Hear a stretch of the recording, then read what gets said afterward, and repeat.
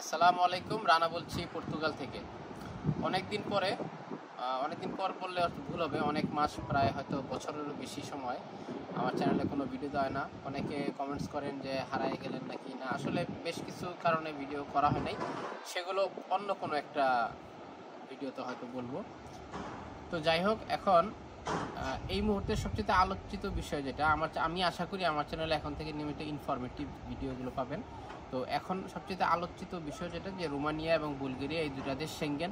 যারা বাংলাদেশ থেকে এখন আসবে বা এখন যারা ভিসা পাচ্ছে, তারা কি আসলে সেঙ্গেন ভিসা পাচ্ছে নাকি আগে যেমন ভিসা ওইরকমই ছিল। একটা দিক আপনাদেরকে ক্লিয়ার করি, যে আপনাদের যে ভিসা বাংলাদেশ থেকে যারা রোমানিয়ার ভিসা নেবেন বা বুলগেরিয়ার ভিসা নেবেন, তাদের কারো ভিসাতেই সেঙ্গেন ভিসা এটা লেখা থাকবে না।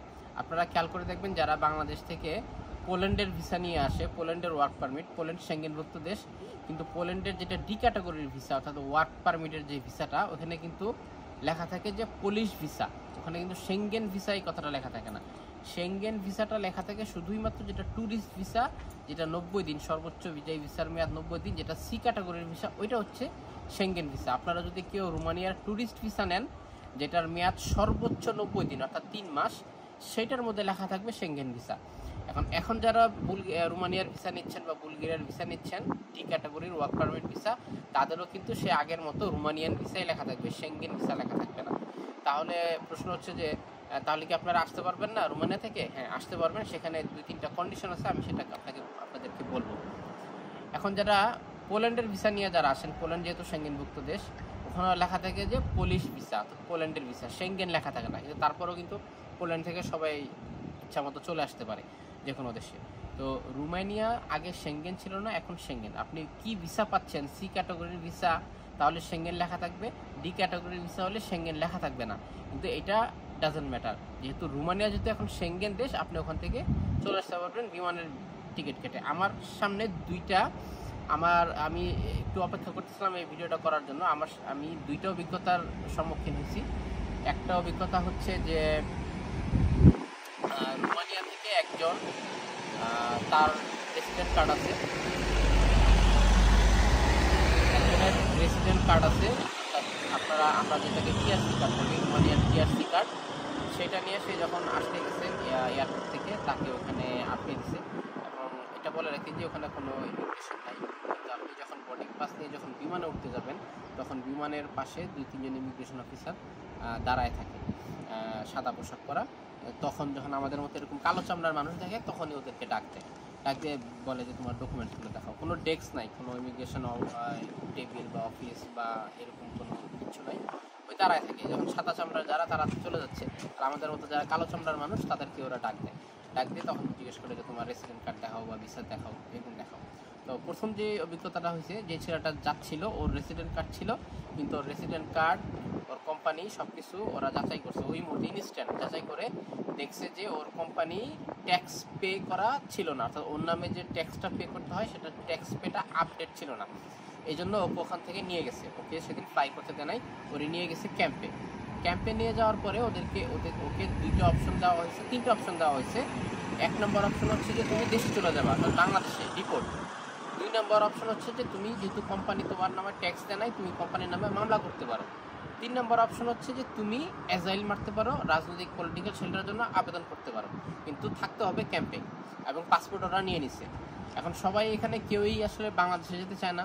নাম্বার 2 যেটা কোম্পানির বিরুদ্ধে মামলা, সেটাও অনেকে কেউ করতে চায় না, কারণ সেটা ফাইনালি কোনো লাভ হয় না। 3 নম্বর যেটা, সবাই তখন অ্যাজাইল মারতে চায়, এবং পলিটিক্যাল শেল্টারের জন্য ওরা অ্যাজাইল মারে, রাজনৈতিক আশ্রয়ের জন্য ওটা মারে। ওটা তখন ওদের কাছে পাসপোর্টটা নিয়ে নেওয়া হয়, ওদেরকে ফিঙ্গার রাখে। এবং তার মানে হচ্ছে আপনি রোমানিয়া থেকে বৈধভাবে আপনি আর রোমানিয়া থেকে বেরোতে পারবেন না, যেহেতু আপনার কাছে পাসপোর্ট নেই, আপনি আসছেন ক্যাম্পে। এবং বৈধভাবে বেরোতে গেলে অবশ্যই আপনার পাসপোর্ট লাগবে। তার মানে আপনি আগে যারা রোমানিয়া থেকে যেভাবে বেরোতো অবৈধভাবে, সেইভাবে আপনাকে বেরোতে হবে, এবং সেখানে যথেষ্ট রকম ঝুঁকির ব্যাপার আছে। 2 নম্বর অপশন যেটা, আরেকজন যেটা আমারই পরিচিত, মালয়েশিয়া থেকে এক ভাই, ওনার কাজটা আমি করছিলাম। তো ওর নাম হচ্ছে মাসুম। উনি গত রবিবার, আজকে হচ্ছে সোমবার, গত রবিবার উনি ওনার রেসিডেন্ট কার্ড মাত্র আসছে, মাসখানেক হয়েছে। এবং যখন রেসিডেন্ট কার্ড হয়, মিনিমাম 3 মাসের একটা ট্যাক্স পে করা থাকে। ওই ছেলের 3 মাসের ট্যাক্স পে করা ছিল। সে যখন আসতে নিয়েছে প্যারিসের টিকিট কেটে, তাকেও সেমভাবে ধরা হয়েছে, কারণ যে চামড়াটা আমাদের মতো কালো। তারপরে তার টিএসসি চেক করা হয়েছে, দেখা হয়েছে যে তার ট্যাক্স পে করা আছে, ফুল ট্যাক্স, এবং তাকে আর কোনো সমস্যা করে সে খুবই নিরাপদভাবে প্যারিসে চলে যেতে পারছে।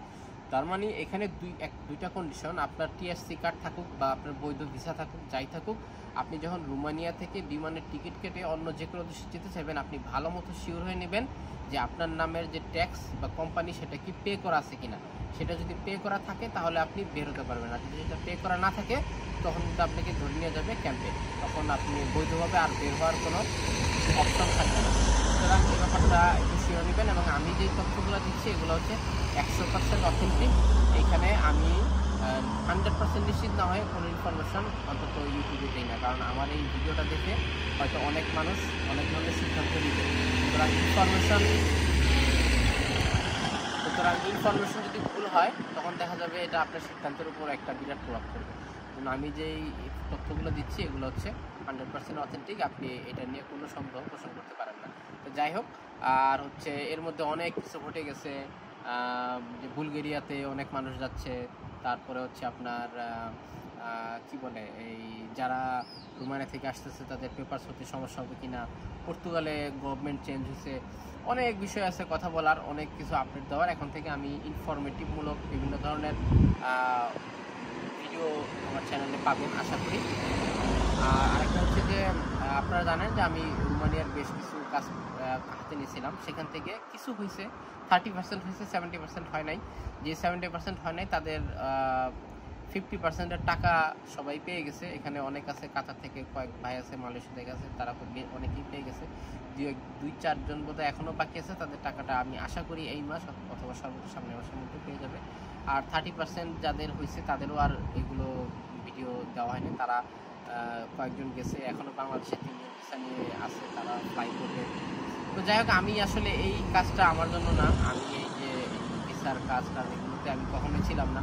মাঝখানে আপনাদের রিকোয়েস্টে 2-4টা করা হয়েছে, কিন্তু সেখানে আসলে মানে ভালো হওয়ার চেয়ে খারাপই বেশি হয়। যেহেতু আমি থাকি পর্তুগালে, ওখানে আবার আমার আরেকজনের উপর রিলাই করতে হয় রোমানিয়াতে, সেখানে অনেক সময় কথা কাজের মিল থাকে না। কিন্তু আপনারা তো তাকে ছিলেন না, আপনারা ছিলেন আমাকে, এই কারণে এই ব্যাপারটা নিয়ে আমি আসলে আর কোনো ধরনের কাজ করবো না, আর এগুলো নিয়ে ভিডিও না। আমার চ্যানেলে আগে যেই রকম আপনার বিভিন্ন ধরনের ইনফরমেটিভ ভিডিও পেতেন, তথ্যমূলক ভিডিও, আমি চেষ্টা করবো সেই ধরনের তথ্যমূলক ভিডিও দিয়ে আপনাদেরকে সাহায্য করতে। যাক, ভালো থাকবেন, সুস্থ থাকবেন, আবার দেখা হবে নতুন কোনো ভিডিও নিয়ে। আসসালামু আলাইকুম।